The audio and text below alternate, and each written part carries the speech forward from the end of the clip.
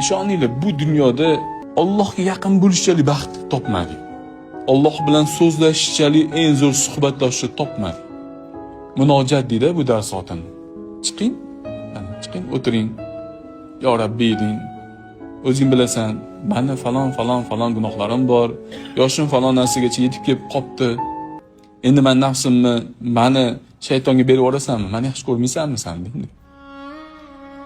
Men seni yaxshi ko'raman-ku deng. Ketar chog'imni unga berib yuborib, o'zing jamolini ko'rsatging kelmayaptimi menga deng. Gaplashib ko'ringlar-da bir marta. Ishoninglar, boshqa suhbatdosh xohlamay qolasiz. Xuddi shunda Madina-i Munavvarada janobimizdan to'rlarda o'tirib suhbatlashgan bo'lsanglar, buni mazasini umringizning oxirigacha unuta olmaysizlar. Har qanday bitta odamga dardingizni aytsangizchi og'ir oladi bir kun kelib. To'g'risi. Bir kun kelib yoqmay qolasiz. So'raversangizchi qarz. Bir kun kelibchi sekin yuzingizgacha eshigini yopib qo'yadi. Lekin Robbimizdan so'ramasangiz yomon ko'radi.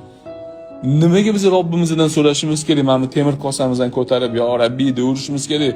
Nimaga desa, Robbimga muhtojligimizni bildirib turishimiz kerak biz. Sensiz men hech kim emasman. Hozir mana shu tilimdagi bitta hujayrani yoki bitta nervimni qilib qo'ysa, bo'ldi gapira olmay qolaman. O'rnimdan ham tura olmay qolaman. Menda hech narsa yo'q, hamma narsa senda deyishim bo'ladi.